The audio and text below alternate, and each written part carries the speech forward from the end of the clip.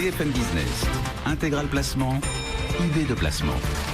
Vous rentrez peut-être de vacances ou vous allez bientôt le faire. Vous allez avoir le bonheur donc de découvrir votre avis d'imposition. Et vous allez vous demander, bon Dieu, mais pourquoi est-ce que je n'essaie pas de défiscaliser davantage, agir pour payer moins d'impôts? On va vous aider à le faire tout de suite avec l'un de nos meilleurs spécialistes pour Patriméa. Il en est le cofondateur Nicolas Sos. Bonjour. Bonjour Cédric. Bienvenue Bonjour. sur BFM Business.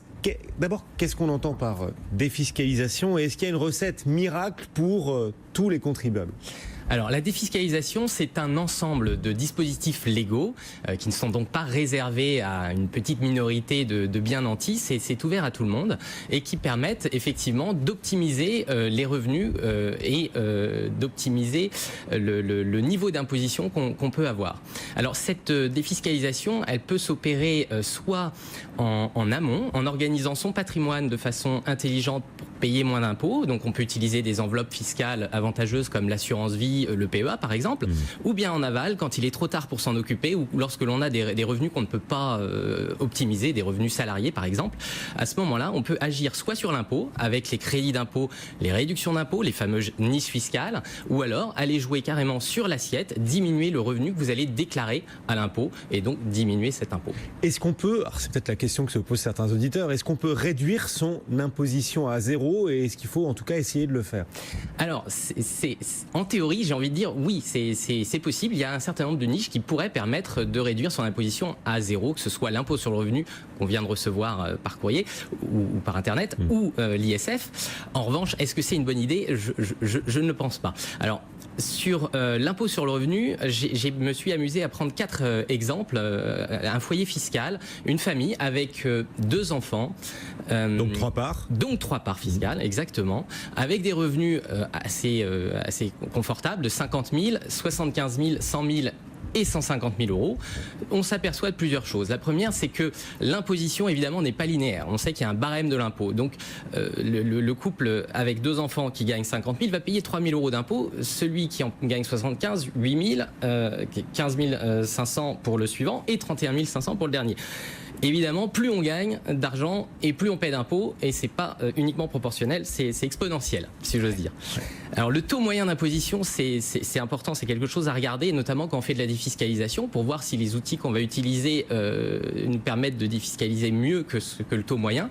C'est un critère à prendre en compte, et ça va vous dire quelle est la quantité de capital que vous allez utiliser. Mais un autre indicateur qui est très important, c'est la tranche marginale d'imposition, qui elle ne vous est pas communiquée par l'administration fiscale, c'est à vous de la calculer, parce qu'on s'aperçoit que quand on gagne 1 euro de plus, dans certains cas, le cas numéro 4, oui, on peut être taxé jusqu'à 41% de ce qu'on gagne en plus. Il y a des effets de seuil aussi sur l'impôt. Il y a des effets de seuil. Il existe plein de placements du coup pour payer moins d'impôts. Est-ce que tous les produits, toutes les solutions se valent ou est-ce que certains produits offrent plus de rendement que d'autres? Parce qu'il y a la défiscalisation d'un côté, puis le rendement qu'on peut aussi espérer d'un placement de l'autre. Alors vous avez raison Guillaume, il faut regarder effectivement les placements de façon très très sérieuse, s'y pencher très méthodiquement et bien étudier les différents gestionnaires qui proposent des solutions.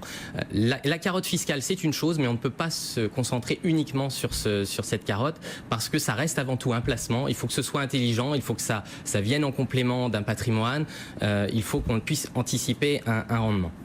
Quelles sont du coup les solutions, les outils disponibles, ceux qui ont votre préférence en fait pour tous les contribuables ou selon certaines catégories, voilà, selon les niveaux de revenus, selon le niveau d'imposition, voilà. Qu'est-ce qu'il faut aujourd'hui privilégier quand on rentre de vacances et qu'on se dit bon sang, je paye trop d'impôts, je veux réduire mon imposition, je veux défiscaliser? Alors j'ai envie de mettre en lumière 4 produits aujourd'hui. Le premier sont les FIP insulaires. Alors on connaît tous les FIP FCPI qui investissent dans le non-coté. FIP insulaires, on investit dans une région unique qui est la Corse par exemple ou les DOM-TOM. Ce sont des dispositifs qui existent pour la Corse depuis 2007 et pour les DOM-TOM depuis 2011, mais qui cette année exceptionnellement va s'ouvrir aux résidents en métropole. Il n'était réservé qu'aux ultramarins auparavant. L'intérêt de ce dispositif, c'est 38% de réduction d'impôt au lieu du 18% traditionnel sur les FIP FCPI continentaux. Un autre intérêt, c'est que évidemment, ayant un plus gros levier fiscal, on va utiliser moins de capital. Donc une famille qui met un budget de défiscalisation en place pour diminuer son imposition va utiliser moins de capital. Un deuxième élément, c'est sur les FIP Corse où on a quand même beaucoup plus de recul. On s'aperçoit que les valeurs liquidatives sont relativement bien resserrées. Alors elles sont pas extraordinaires, on va être dans une fourchette de -10, plus 10%, mais elles sont beaucoup moins volatiles que des fibres traditionnelles par exemple. Et le dernier avantage, si vous souscrivez au mois d'août, si vous y prenez tout de suite, vous pouvez bénéficier du millésime de l'an dernier, donc récupérer vos fonds un an avant. Ah oui, ben voilà, d'où l'utilité d'écouter Intégral Placement aussi au cœur du mois d'août. Exactement, fallait pas partir en vacances. Exactement, FIP insulaire, donc une première idée pour payer moins d'impôts. Une autre idée, un autre placement. Alors une autre idée, c'est les groupements fonciers forestiers. C'est un placement qui a un peu de succès parce qu'effectivement on est dans le cadre du développement durable, on a l'impression de faire un placement éthique, mais aussi il plaît beaucoup à nos clients qui ne veulent pas du risque action, du risque obligation convertible qu'on peut trouver dans les FIP FCPI.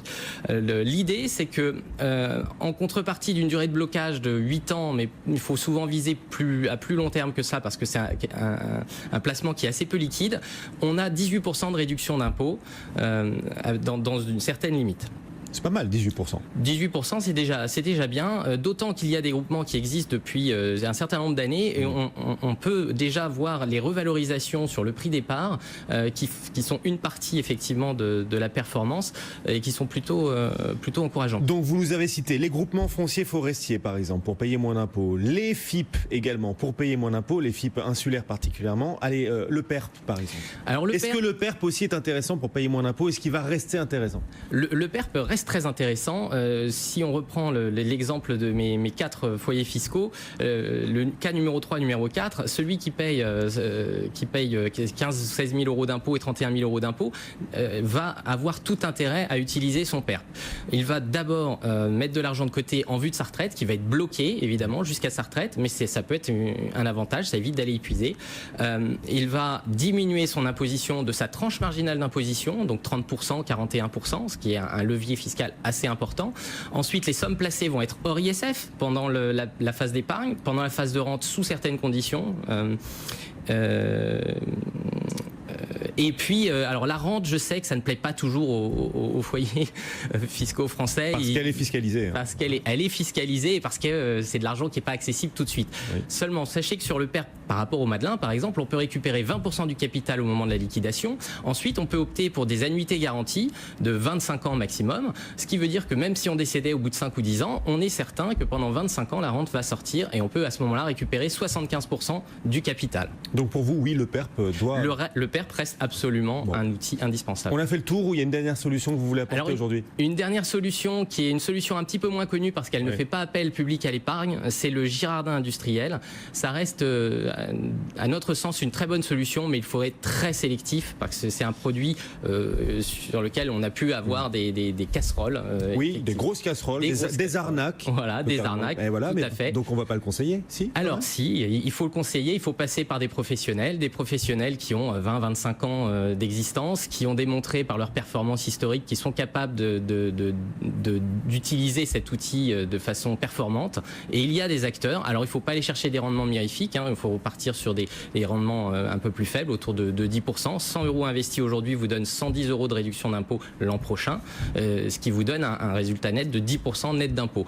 Donc ce sont des solutions à considérer, mais il faut être très très sélectif. Extrêmement. Merci beaucoup Nicolas Sos, le cofondateur de Patriméa, d'être venu nous voir aujourd'hui, vous apporter des solutions pratiques, concrètes pour payer moins d'impôts.